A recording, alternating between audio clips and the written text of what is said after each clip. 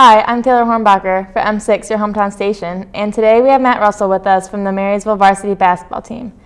So Matt, can you tell us about your coaches? Yeah, we have Coach Glasner, who's our assistant, and Coach Buer, who is the head coach. All right, and can you describe this year's teams for us a little bit? We have a lot of youth, a very young team this year, a few seniors, but for the most part, a lot of juniors. So I've heard you lead the team, so you must have a lot of experience. Can you describe that? Pretty much been playing competitively since 4th grade, so I really love the game and just comes naturally. And with that experience, what position do you play? Play point guard, sometimes off the ball though, but usually point. Can you explain point guard for us a little bit? It's just dribbling the ball up the court and running the team. It's basically the quarterback of basketball. All right. And since you have so much experience, you must have a role model that you've looked up to for a long time. Yeah, I'd say my favorite player is probably Chris Paul. Stephen Curry would be a close second. All right, and it must be great this year to be a captain. Can you describe some of the duties that you have and experiences? For the most part, just making sure everyone knows what they're doing at all times on the court. That's about it. All right, and then with being a captain, you must set some lofty team goals. Can you tell me some of those? Yeah, the two main goals this year would be to win the league and win districts, and hopefully advance as far as we can in playoffs.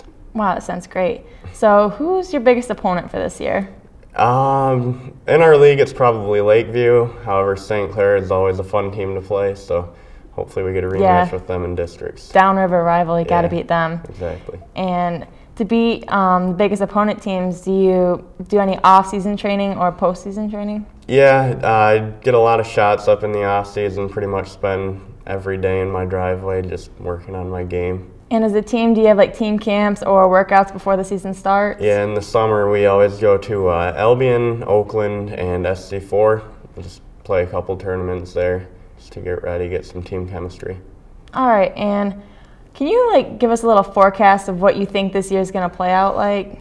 I think we got off to a slow start, but we should be able to start winning some games and hopefully turn it around. All right, and last of all, do you have any plans after high school, with basketball? I think I'm going to attend SC4 for 2 years, try to play there, and hopefully just keep playing, move on, bigger things. All right, sounds great. Well, thanks for coming today, Matt. I'm Taylor Hornbacher for M6, your hometown station.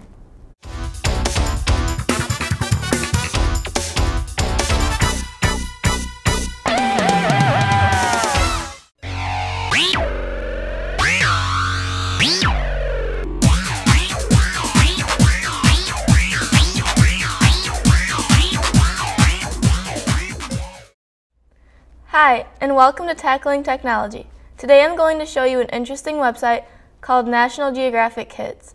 It's about different animals and news around the world. Kids can have fun while learning at the same time. Now let's get started. First, you go to the internet browser, type in http://www.nationalgeographic.com. Then, you will go to the 9th tab on the right labeled Kids and click on it. That will bring you to the Kids page. There are many different options to choose from. You have games, videos, animals, pets, photos, countries, fun stuff, community, news, animal jams, and a tab for the little kids. There are many different options, so today we are going to focus on the Animals and Pets tab. When you click on the Animals and Pets tab, it brings you to many fun facts and photos. You click on the red arrow to learn more facts about the animal. And you can click on the orange arrow to see more photos. You can even watch a video. Want to know where the animal in the picture was located? Click on the next tab called Map, and it will bring you to the location. They also offer an e-card of the animal to send to family and friends. If you would like to print the animal's picture, just click on the Print tab in the very last one. Now wasn't that easy and very educational? Now be sure to join us again. I'm Morgan Bell for M6, your hometown station.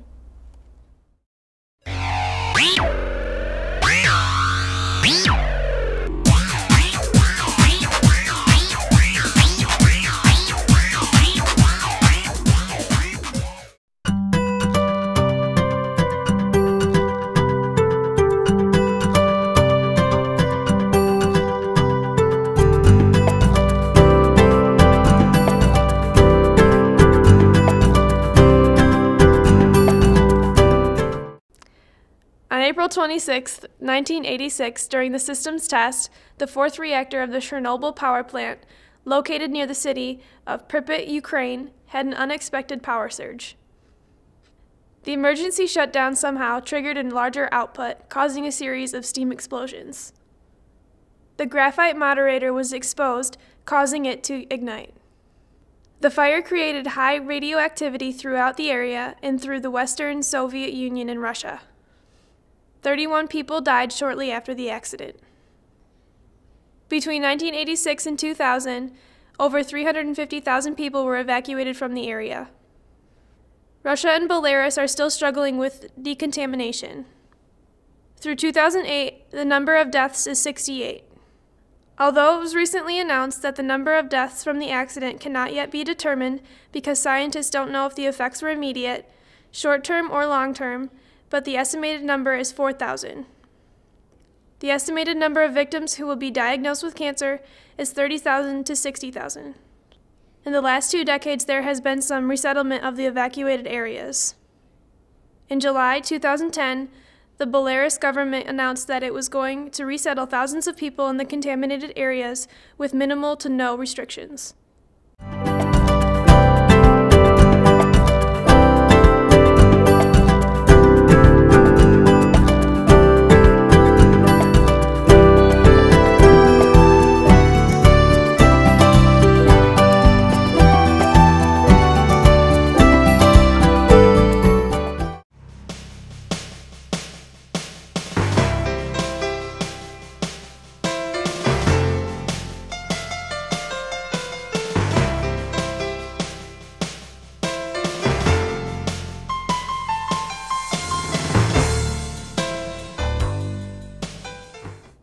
Dear Kyle, it's been almost a year since the last time we've seen each other.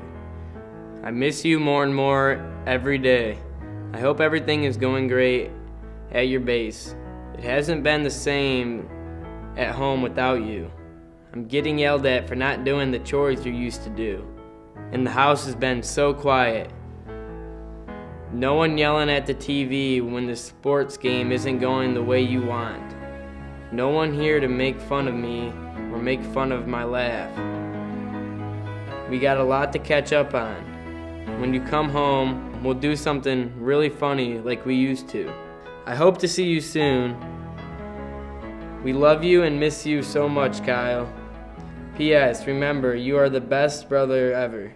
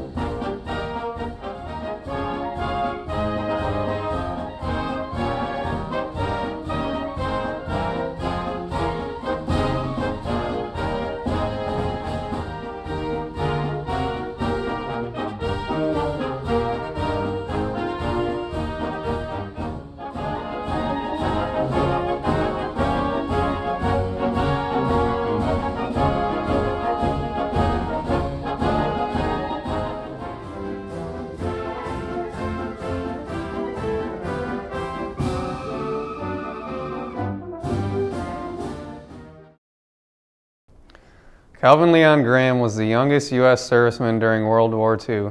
Following the attack on Pearl Harbor, he enlisted in the Navy in May 1942 at the age of 12. He was wounded at the Naval Battle of Guadalcanal while serving aboard the USS South Dakota. During the battle, he helped in the fire control efforts aboard the South Dakota, but suffered fragmentation wounds in the process.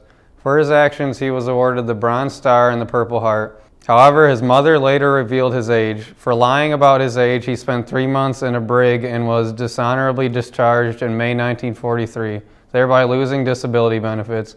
Graham would spend the rest of his life fighting for medical benefits and to clear his record. In 1978, he was awarded an honorable discharge after writing to Congress, and with the approval of President Jimmy Carter, all medals but his Purple Heart were reinstated.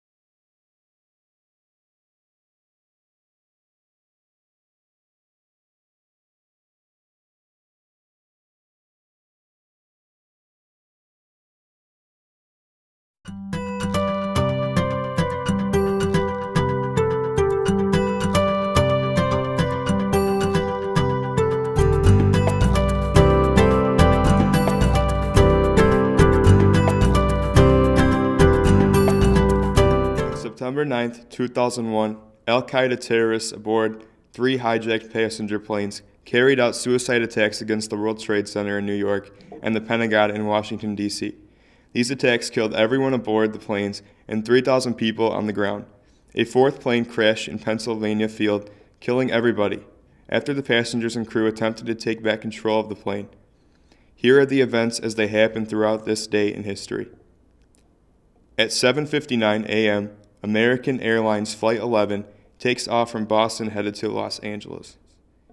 At 8:14 a.m., United Airlines Flight 175 also takes off from Boston headed to Los Angeles. At 8:41 a.m., United Airlines Flight 93 took off from Newark International Airport headed to San Francisco. At 8:20 a.m., American Airlines Flight 77 takes off from Dulles International Airport headed to Los Angeles. Flights 11, 175, 93, and 77 later become hijacked by numerous Al-Qaeda terrorists. At 8:46 a.m., the hijackers aboard American Airlines Flight 11 crashed into the North Tower of the World Trade Center. American Flight 11 has ripped through floors 93 to 99 of the North Tower of the World Trade Center. Over 20,000 gallons of jet fuel ignite. The inferno roars down at least one of the building's elevator banks. It explodes on floors 77, 22, and the West Side lobby. All 3 of the building's stairwells become impassable from the 92nd floor up. At 8:50 a.m., White House Chief of Staff Andrew Card tells President George W. Bush that a plane has hit the World Trade Center. The president was visiting an elementary school in Florida at the time. At 9:03 a.m., the hijackers crashed United Airlines Flight 175 into the World Trade Center's South Tower. At 9:37 a.m., hijackers aboard Flight 77 crashed the plane into the western side of the Pentagon in Washington, D.C. At 9:45 a.m., the White House and the U.S. Capitol building are evacuated, as well as many other high-profile buildings and landmarks.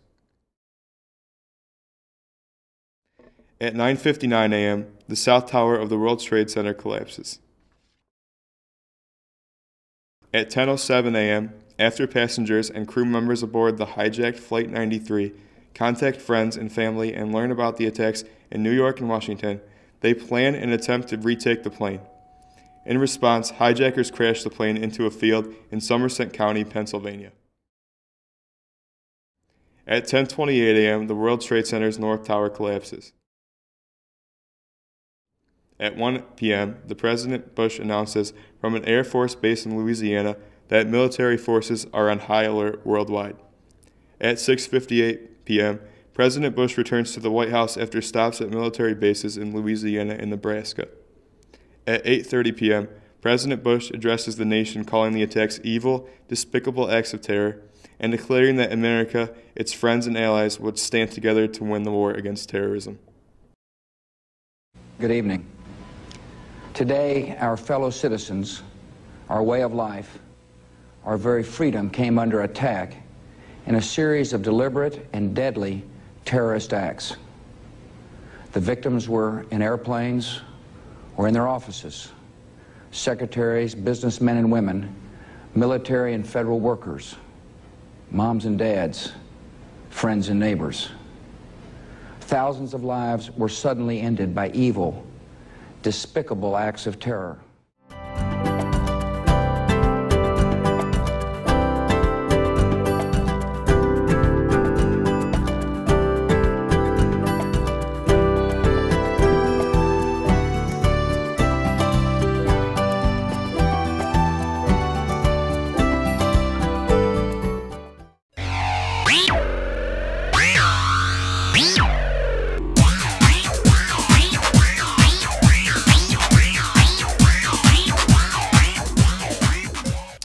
Welcome to Tackling Tech on M6, your hometown station. I'm Bobby Frisch, and today I'm going to show you an interesting website called the Times-Herald. It would be a great website for people who like to stay informed in their local area. So let's get started. First, open up the internet, and then type in www.thetimesherald.com and press enter. So then we see a variety of top news stories, but you can look at that later if you want. The tabs at the top are News, Communities, Sports, Obituaries, Voices, and Views, Lifestyle, and finally, Multimedia. So scroll over to the first tab that says News. You will see the local news. Police calls, nation and world, community kiosk, gas prices, and archives under that tab. What will open up is local news. If you see an interesting story that you would like to read, you may click on that later. In order to go back to the home page, you can click on the logo or choose to hit the arrow in the upper left. Next, we're going to talk about sports. If you like to scroll over the sports section, at the top you will see local sports, Big Ten sports, golf guide, and the ability to buy tickets. But we will want to click on the local sports. The top sports news appears with different stories to read. This has been a great website for great information to keep you informed. This has been Tackling Tech on M6, your hometown station.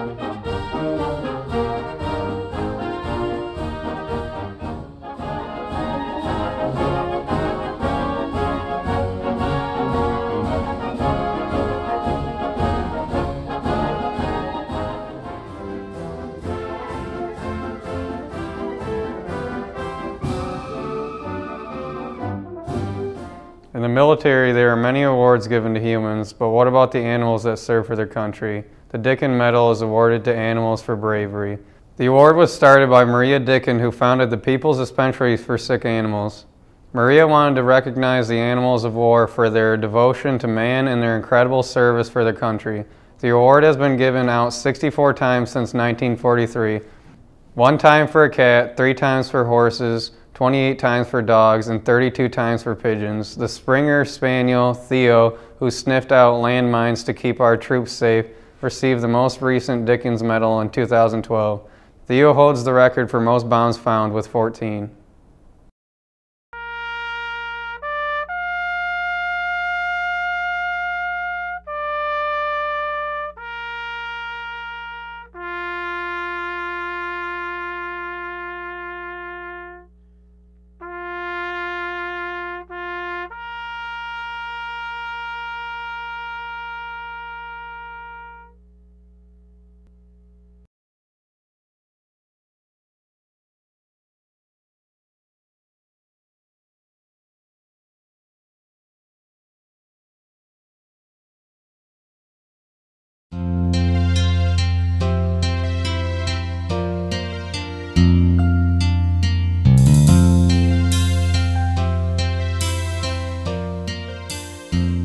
Robbie, your mom told me you were going back to Afghanistan.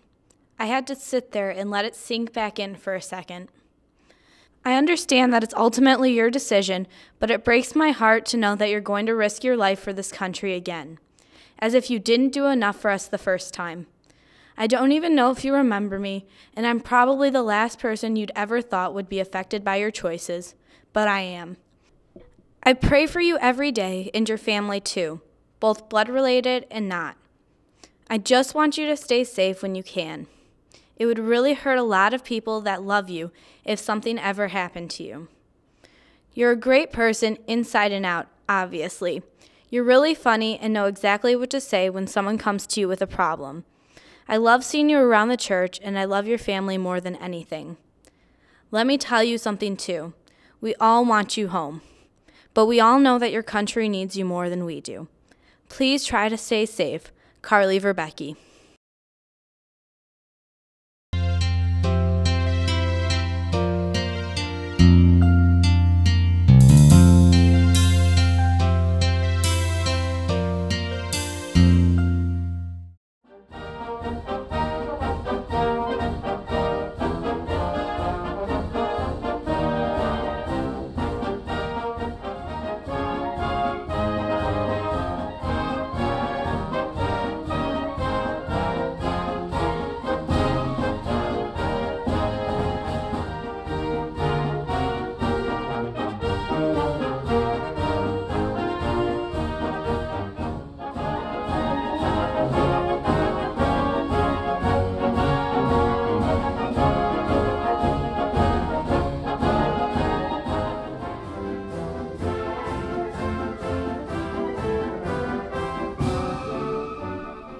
One of the greatest guerrilla warfare fighters in the American Revolution was Francis Marion. He formed Marion's Brigade in 1780 with 150 tattered patriots. They did not receive pay, food, or ammunition from the Continental Army. Swamp Fawkes and his troops terrorized the British in South Carolina and Georgia with series of hit-and-run raids. In the face of overwhelming odds, Marion's men would swiftly attack, then vanish into the swamps. Marion was nicknamed Swamp Fawkes by an angry British general because of the effective tactics. The victories of Swamp Fawkes eventually pushed British forces out of South Carolina. These hit-and-run tactics, known as guerrilla warfare, were later refined during the Civil War.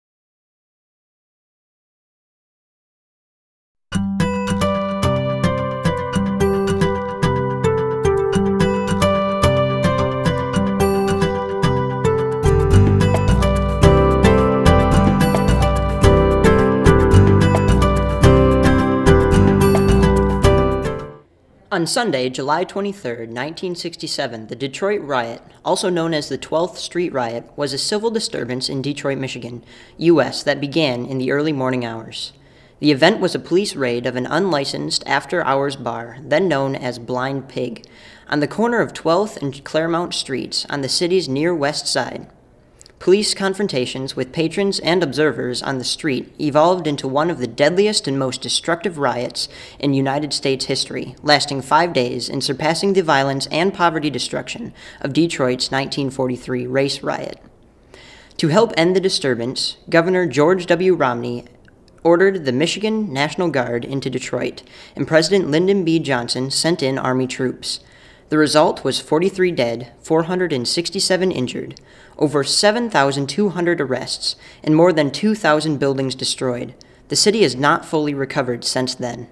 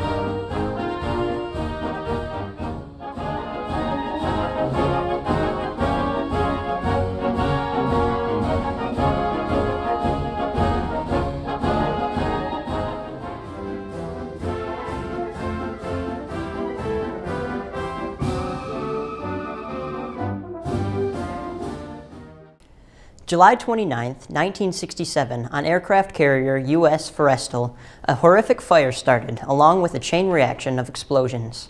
134 sailors were killed and injured after an unlikely electrical anomaly discharged a Zuni rocket on the flight deck. Ferret, at the time, had combat operations in the Gulf of Tonkin during the Vietnam War. This all happened when they were preparing for the second strike of the day.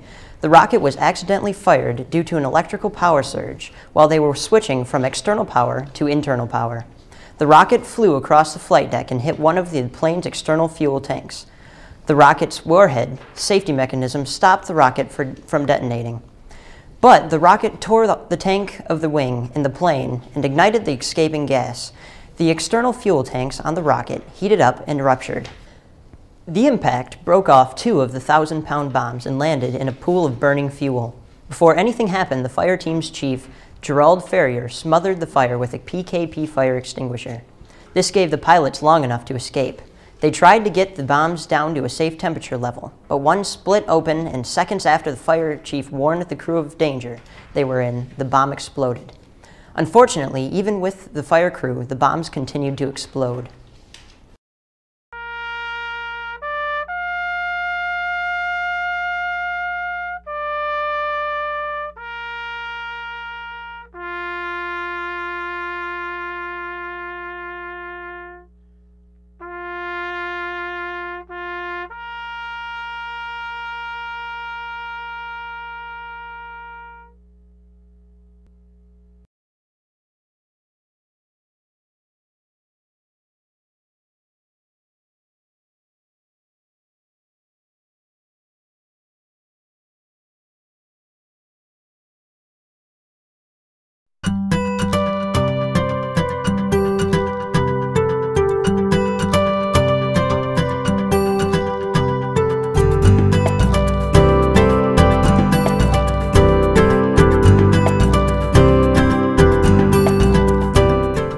On November 5, 1605, Guy Fawkes was found guilty of treason, marking the end of the Gunpowder Plot.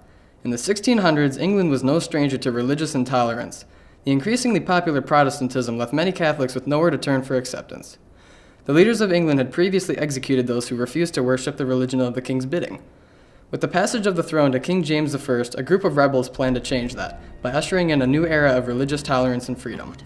Under Robert Catesby, Thomas Wintour, Guy Fawkes, and Thomas Percy were recruited to help the cause, who in turn recruited others. Guy Fawkes was the figurehead of the rebellion, being the one who intended to carry out the action. In previous months, an undercroft was purchased which led to a series of tunnels, including one located directly under the House of Lords, where the king was housed. Over the course of a few months, nearly 20 barrels of gunpowder were hidden below. On the day of November 5th, the opening of the Parliament, Fawkes was discovered with matches in the undercroft and brought to the king. Fawkes maintained his silence and was executed with his pride and dreams intact on November 6th. To this day, Fawkes is remembered as the anonymous hero of progress and is used as a symbol of the fight for a truly free world.